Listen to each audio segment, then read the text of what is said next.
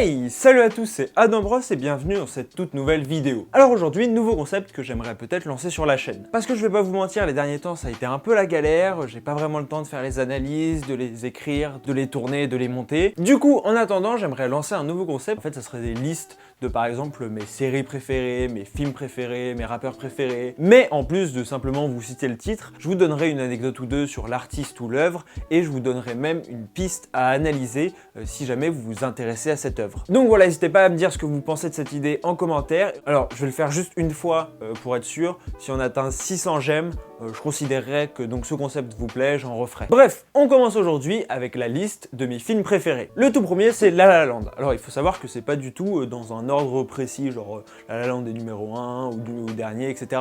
C'est juste, je les ai mis dans un ordre aléatoire. La La Land, réalisé par Damien Chazelle, qui est sorti du coup en 2016 avec Emma Stone et Ryan Gosling. Le film a fait beaucoup parler de lui, notamment parce qu'il a eu plein d'Oscars. Il a même failli avoir l'Oscar du meilleur film. Guys, I'm sorry. No, there's a mistake.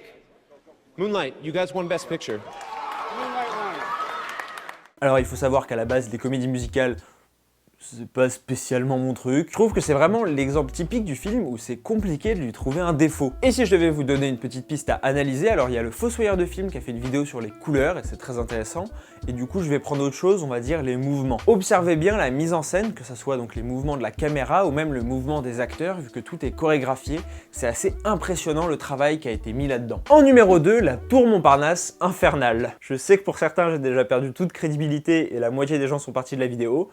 Mais laissez-moi vous expliquer. C'est un film réalisé par Charles Nemes avec Eric et Ramsey. J'ai découvert ce film, j'étais très jeune, je devais avoir 6-7 ans, et vraiment, c'est le premier film devant lequel je me suis tapé une barre du début à la fin. Donc voilà, coup de cœur de l'enfance, je peux rien y faire, même si on me dit par A plus B et qu'on me le démontre que c'est un film de merde, ça sera toujours dans mes films préférés. Pour ce qui est de la piste d'analyse, je vous avoue que j'ai pas trop de conseils à vous donner, mais ce qui peut être intéressant si vous avez vu Die Hard, c'est de le comparer parce que c'est censé être une parodie de Die Hard. Numéro 3, Night Call, ou alors Nightcrawler en VO. C'est un film réalisé par Dan Gilroy, alors je suis pas sûr de bien le prononcer, et avec Jake Gyllenhaal. Alors j'ai vu qu'il est passé assez inaperçu en France, il a fait que 300 000 entrées au cinéma, même moi je l'ai pas vu au cinéma, il est sorti en 2014. Il faut savoir qu'il a été rebaptisé Night Call en grande partie pour surfer sur le son de Kavinsky, qui marchait très bien à l'époque. Mais en fait, Nightcrawler définit exactement le film, parce que les Nightcrawlers, ce sont les journalistes d'investigation,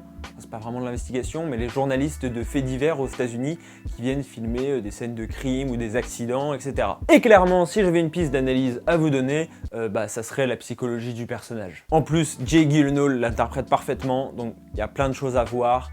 C'est vraiment très intéressant, je trouve. Numéro 4, Get Out. Réalisé par Jordan Peele, je vous avoue que j'attendais pas grand chose de ce film à la base. Je suis même pas allé le voir au cinéma en fait, c'est juste un après-midi, je voulais rattraper tous les films qui étaient nommés aux Oscars, et du coup il me manquait Get Out, donc je l'ai regardé, et genre... grosse claque, alors que pourtant j'aime pas les films d'horreur, l'histoire me passionnait pas, et là, vraiment il y a cette tension qui monte perpétuellement, mais qui fait douter à la fois le spectateur et le personnage principal. En plus, on voit vraiment une très claire inspiration venue de la Twilight Zone, donc la série La Quatrième Dimension, dans certains plans, dans certaines images de l'illusion, etc. Et en tant que fan de Twilight Zone, je vous avoue que j'adore. D'ailleurs, Jordan Peele, donc le réalisateur, va réaliser la prochaine série Twilight Zone. Je suis vraiment trop hypé. Si je devais vous donner une piste à analyser, ça serait comment la réalisation arrive à faire monter la tension tout au cours du film et le scénario aussi. Il y a beaucoup de signes qui montrent ce qui va arriver, etc.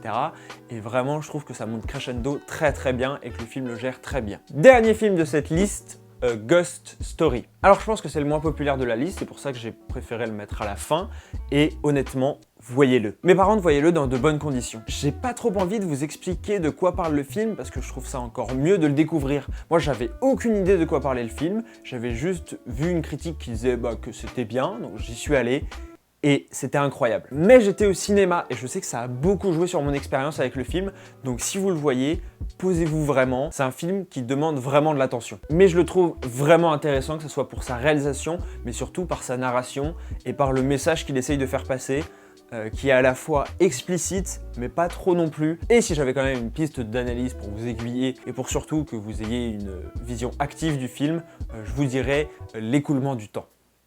Et les souvenirs.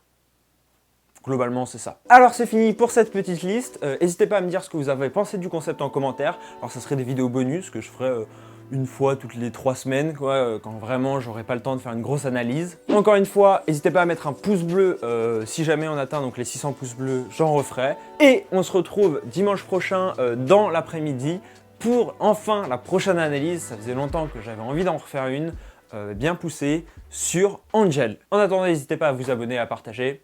Ciao!